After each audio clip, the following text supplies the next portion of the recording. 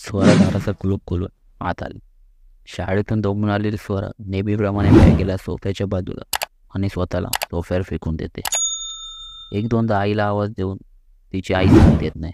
तेव्हा स्वराला अचानक आठवतं की तिची आई आणि बाबा गावी एका लग्नाला गेलेत.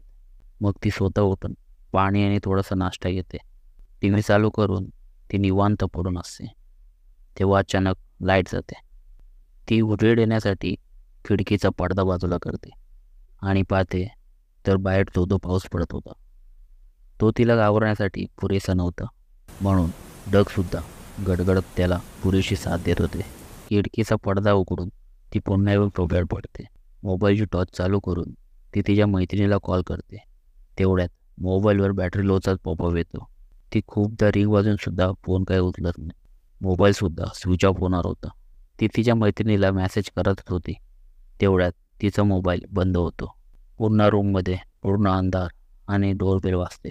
स्वरा कशीबशी अंधारातून वाटत दारापाशी पोचली. तिथल्या एका ड्रॉवरमधून एक टॉर्च काढते. डोरबेल वाजत होती. स्वरा दार खोलते. एक जोरात हवेचा झोका आणि कुजट वास आत आला. स्वरा तिचे केस सावरत समोर पाहते, तर समोर तिची मैत्रीण नेहा होती. अगं किती उशीर लावला दार खोलायला, नेहा म्हणाली. अगं लाईट गेले त्यामुळे थोडा उशीर झाला. नेहा येऊन सोफ्यावर बसली. अगं बसू नको, माझ्यासोबत चल ना, आपण किचनमध्ये जाऊन कॅन्डल घेऊन येऊ, स्वरा म्हणाली. तिला सतत आजूबाजूला एक कुजट वास येत होता. तुला कसला वास येतोय काय गं, स्वराने नेहाला विचारलं. नाही ग, कसला वास. त्या दोघेही कॅन्डल घेऊन हॉलमध्ये आल्या आणि सोफ्यावर बसून पुढे काय करायचे याचा विचार करू लागल्या. कारण अंधारात त्यांचा अभ्यास सुरू होणार नव्हता. अभ्यास न करण्याचा त्यांना एक चांगलाच बहाणा भेटला होता. चल आपण एक गेम खेळू, नेहा म्हणाले. कोणता गेम. नको जाऊ दे, तुला भीती वाटेल, नेहा स्वराला चिडवत म्हणाली. सांग तर खरं, मग बघू. तसं पण मी कोणाला घाबरत नाही, नेहा बोलू लागली. या गेममध्ये आपल्या रूममध्ये कोणती वाईट शक्ती असेल तर ती आपल्या समोर येईल. चल, असं काही नसतं, माझा नाही विश्वास आहे सर्व गोष्टींवर, स्वरा घाबरत म्हणाली. मग घाबरायचं काय त्यात, खेळूया. चल बाबा चल, नाहीतर तू माझा जीव खाशील.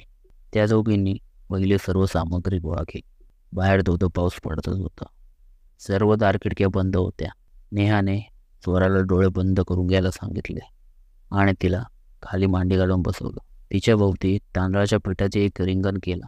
नेहाच्या समोर एक दिवा ठेवला होता आणि दोन्ही हाताच्या तळव्यांवर तांदळाच्या पिठाने बनवलेले दिवे ठेवले होते.